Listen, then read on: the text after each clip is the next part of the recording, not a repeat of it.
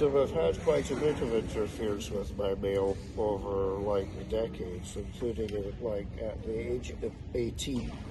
In 1972, my mail was mysteriously ripped open, and for about 3 or 4 months, it was carefully done.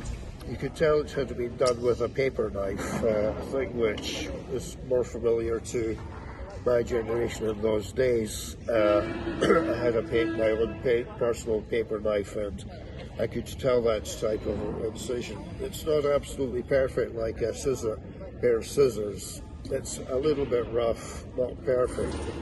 It was always the top left-hand corner that had been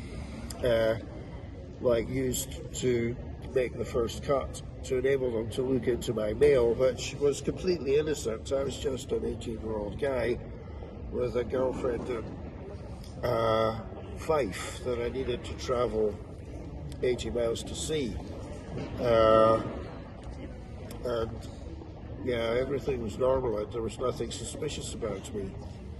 So when an ophthalmologist told me he could see an electronic implant in my head about 20 years ago, which would be about 2003 or 2002,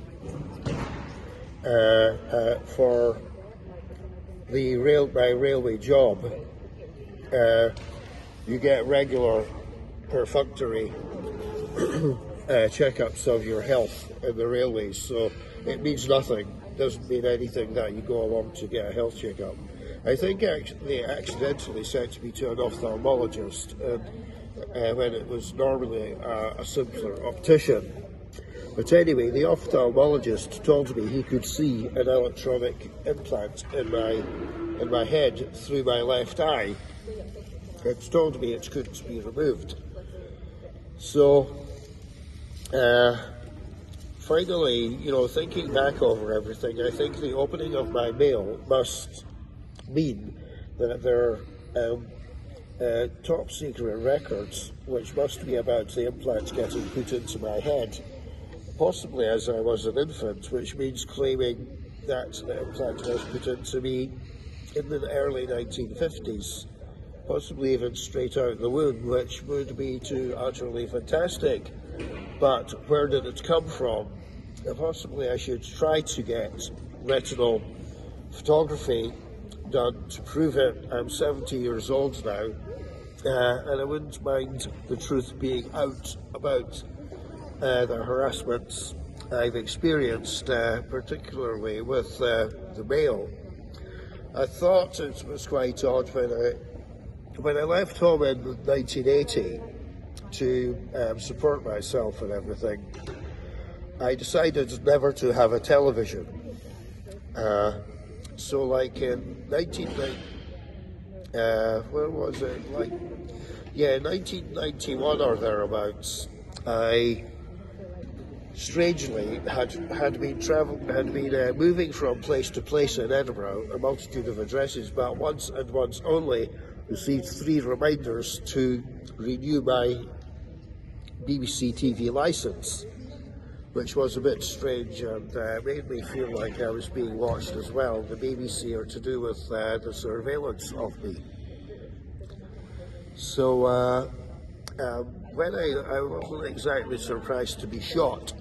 Well, I was, maybe, but that's the most extreme incident. I was shot in London at 1 o'clock in the morning, a few hours after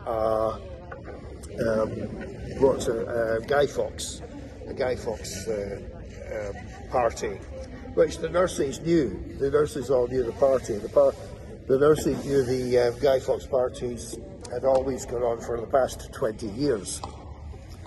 So there's a bit of mysteriousness about me.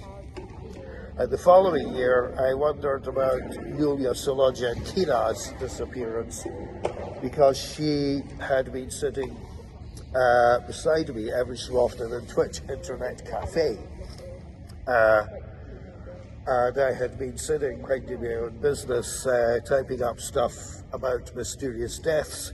So basically it seems odd that a Russian girl doing physics at Edinburgh University sitting beside someone writing about mysterious deaths, herself disappeared mysteriously. I had taken a few coffees to her as well. And the Forest Arts Cafe where I did voluntary assistance there, making coffees, food prep and things like that, and taking burgers and things out to people, vegetarian stuff. It was a bit strange. I didn't think anything about Julia. You couldn't think such a dramatic thing was going to happen. The most I said to her was, "Hi there," and that's it.